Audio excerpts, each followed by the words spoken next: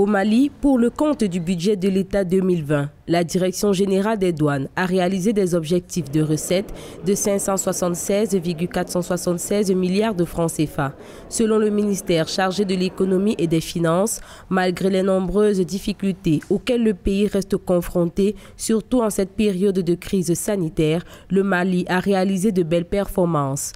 Dans le souci de pérenniser ce rendement, les autorités invitent l'équipe à redoubler d'efforts pour la réalisation, voire le dépassement des objectifs de recouvrement de l'année 2021, fixés à 656,200 milliards de francs CFA.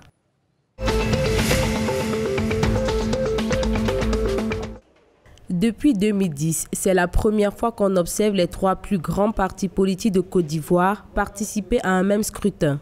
Des élections législatives indécises avec près de 7,5 millions d'électeurs appelés aux urnes. Ce scrutin est marqué par le poids des nouvelles alliances, sans compter la présence d'une opposition renforcée, les paysans de l'ex-président Gbagbo de retour dans le bain électoral après plus d'une décennie de boycott. Le Parti démocratique de Côte d'Ivoire d'Henri Konan Bédié et le Front populaire ivoirien de Laurent Gbagbo, dans la plateforme Ensemble pour la démocratie et la souveraineté, ont trouvé un accord sur 80% de candidatures communes.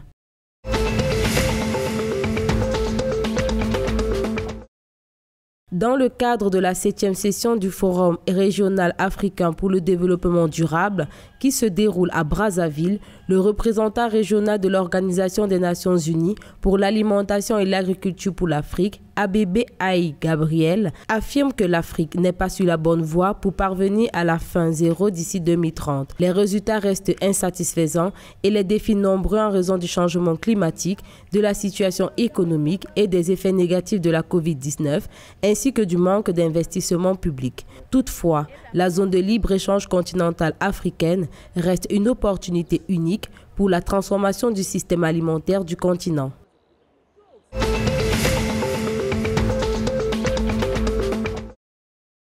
Au Togo, Exim Bank of India injecte près de 6,5 millions de dollars, soit plus de 3,5 milliards de francs CFA, dans les travaux de construction de réseaux moyenne et basse tension. Cet investissement vise à renforcer la capacité de distribution d'énergie dans les grandes villes du Togo et représente une ligne de crédit obtenue par l'exécutif togolais auprès de l'institution indienne. En tout, 6 localités bénéficieront des travaux que projettent les autorités. Il s'agit notamment de Palimé, Anéo, Atakpamé, Sokodé, Kara et Dapaon.